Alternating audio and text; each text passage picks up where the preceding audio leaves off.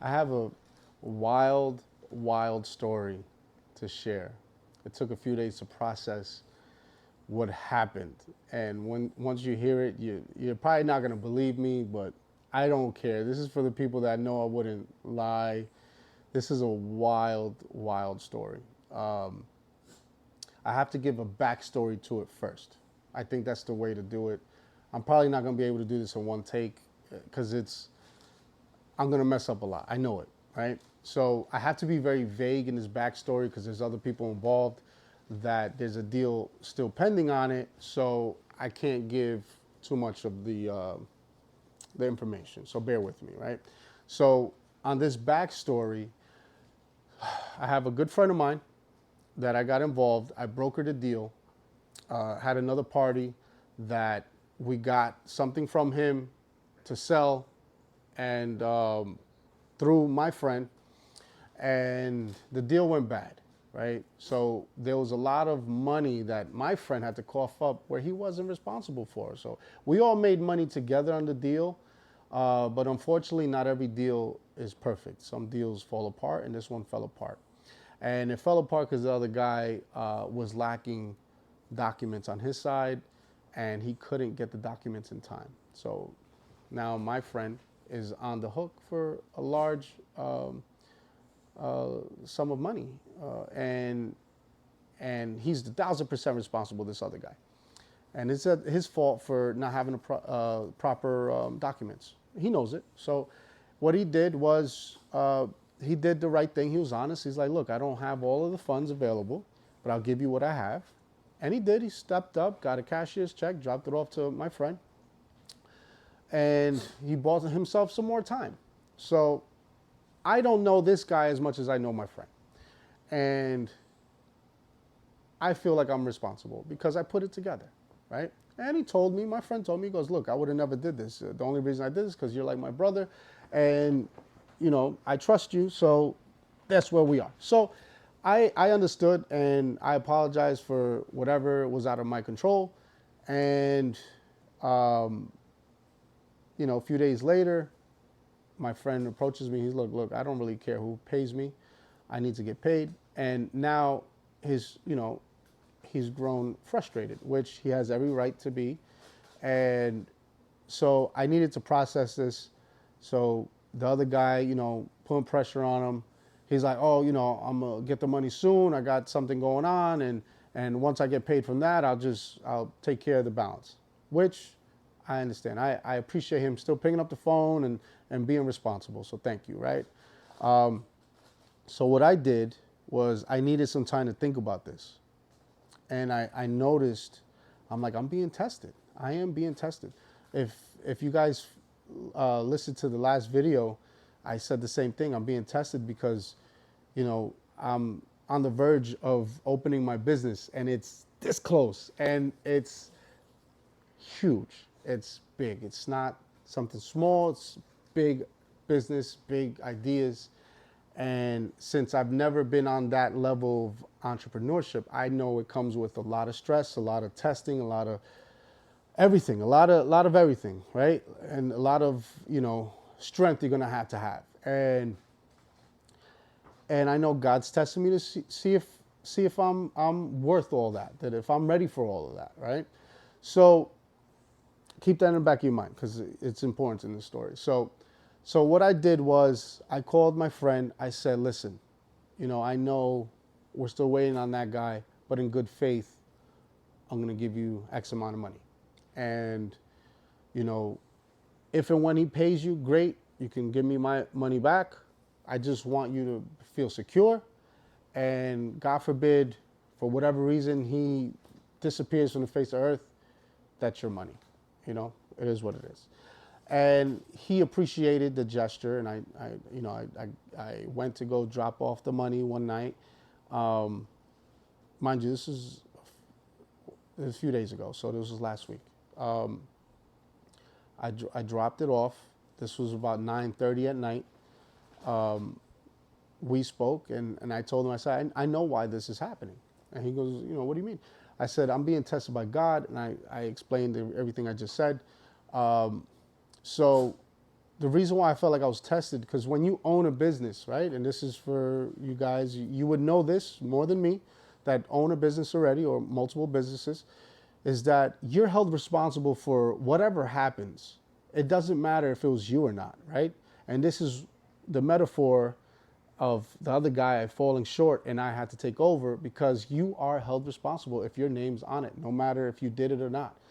So if with the business I'm opening, if something happens and one of my workers, someone that works for me, messes something up or damages personal property or whatever the case may be, I'm held responsible, even though I'm not the one that did it, because it's my company, right? So I feel as this is what God was trying to test me on and make sure that I was ready for. And with me stepping up to the plate, so to speak, I did that, and I feel like I passed the test. So it felt good, even though, in the back of your mind, wow, I need every dollar. Sorry if the dog's scratching his back on the carpet. Stop doing that. So even though I need every dollar for the business, I can't put that first. I have to put the problem first and put the fire out, right?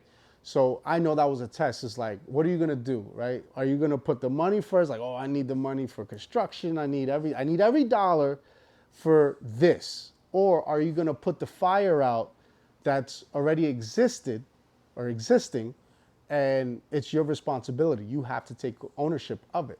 So that was all going through my head, and I'm like, this is true. I can't put that first. That's not here right now. Right now is the problem. I gotta fix the problem today. So, I said all that to him, and I left his house. I got home maybe 10:15 at night. I was driving my personal car, so I put it in the garage. Why do I bring this up? I'll tell you. So I put my personal car in the garage. When I get out of the garage, it's nighttime, right? 10:15, whatever. Something tells me to look up at the roof of my house. So now the floodlight is on, so it's kind of blinding me. I look up and I see a dark figure on the roof. Now my mind's playing tricks on me. I'm thinking it's, like one of those pipes that the smoke comes out of the house or whatever. I'm like, I've never seen that there. I don't know what that is. I didn't pay mind to it. I said, all right, let me step back. Let me see if I can get a better look to it. But my house, I'm standing here. My house is here. I'm this close to it. And I look up and I can see something there. Now, at this time, after everything's done, I get to think back. I'm having like an outer body experience that I can't explain. Everything's slowed down. For those that been in a certain situation or similar situation will understand what I'm saying, where everything slows down and it feels foreign to you, like something's going on right now. That's the feeling I had. And so I back up, I go into the midpoint of my driveway and turn around slowly to look again. And I see this thing. And every time I look, it's not moving, but from where I saw it the first time and where I see it now, it's two different places. So now, still can't figure it out, still think it's a pipe. I don't know what's going on. I go to the mailbox to check the mail. Now I go to my demo, my other car, my company car, it's on the street. So I usually, if I'm driving my personal car, I park one on the street, then take the other one out of the garage. So now I put the one in the garage. Now I went to go take the other one out of the street, put it in the driveway.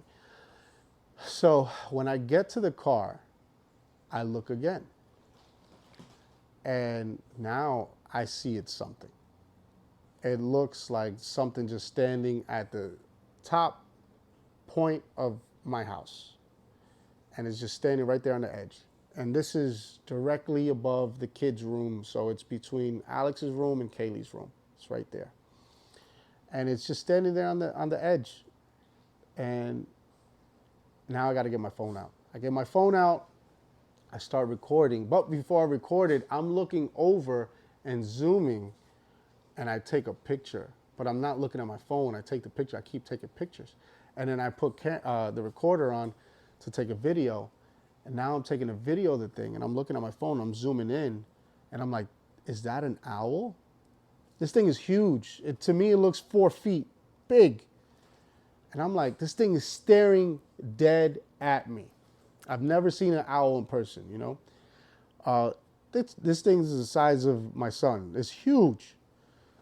And I'm just recording, and I noticed the video went blurry, but then it came back, but now it stood a different way. Because when I was asking, is this an owl? It like almost heard me and answered my question, and it posed like the Drake owl. So I'm like, is that Drake? Right? So now, then it stood up again. Now this thing looks like it's the bat symbol, like Batman standing there. That's what it looks like, right? All you see is a shadow of something. And I'm like, this thing is gonna attack me because it's staring dead at me. And so I stopped recording. I sent the video to Christina. And Christina's in the house. As soon as I guess she saw the video, she comes flying downstairs, screaming, is that an owl? And I'm like, yeah, why? So she comes outside and I gotta see this owl. And I look at her and I look back up. Owl is gone, as if it was never there. It didn't make a noise, it didn't hoot, nothing. It was gone. I'm like, what is going on? She goes, I can't believe that you saw an owl on top of the house. She's very excited, like freaking out. I'm like, why? She goes, I meditated this morning and God told me that I'm going to be presented with an owl soon. And when I am presented with the owl represents that I'm on the right track, And I'm like, I got the chills all over. She goes, I wrote it down. Look, shows me her phone. And mind you, for the people that don't believe, she did not have time to write that down. She ran outside as soon as I sent the text. And she dated it. It was that day's date, which was, I believe, July 26th. So it was 4 days ago. Today's the 30th. I don't know if this is going to be posted today, but whatever. Today's the 30th. That was the 26th. I'll show it, a screenshot of it. Also going to show the videos of the owl and the picture of the owl. Also, what I did was I went upstairs and something told me to look at the camera, the Ring camera, to see if it got my reaction or whatever. So it caught me, like it's angled where it sees me step away from the garage. So I already, it doesn't see me looking up, but it shows me trying to stop midway in the driveway. When I turn to my left to look, the phone freezes. Every time I try to look at this owl, the phone froze. And I kid you not, hopefully Francisco can edit the Ring camera in here so you can see it for yourself. And when I get back to the car and look back, the video froze. And the next thing on the same video, the car's in the driveway. It skipped the entire time me recording, looking at this owl. And I spent the next few hours of the night, I couldn't go to sleep because of what I saw and what I've experienced and what Christina told me with the owl that came to her meditation that morning. And, she's going through her own journey in life, a spiritual journey. And, I'm not going to tell her business, but she's going through something and she's elevating to the next level of herself. So that owl represented something for her, which I'm just happy she got that message. But it also represented something for me personally, because with that message of you're on the right track is just letting me know, like, what I did with my friend and step up to the plate was the right thing to do, where it was almost him telling me, like you did it. You passed the test. You are ready for the next level. And I kid you not, because I'm getting a little emotional about it now. I cried that night, and the next morning,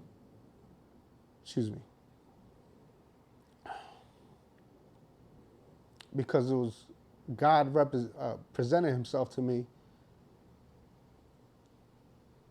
Excuse me. And it was just beautiful, you know? So that's why I wanted to share this story. There's only a few things that can make me emotional, and that's God and my family, my loved ones. Excuse me. And I was hoping I didn't get like this explaining the story, but that's why I needed a few days to process this. It was a beautiful experience. And anyone that knows the other time that God presented himself to me was in Vegas. You know, I don't want to explain that now, but I posted that video a while back when it happened to me, you know, and that was a wild story. But this, to me, is, I've never, I don't know. It was beautiful. And it was just, I'm just grateful. And I hope me relaying this message can help somebody else that needs to restore their faith. I have blind faith. I believe in something that I can't see.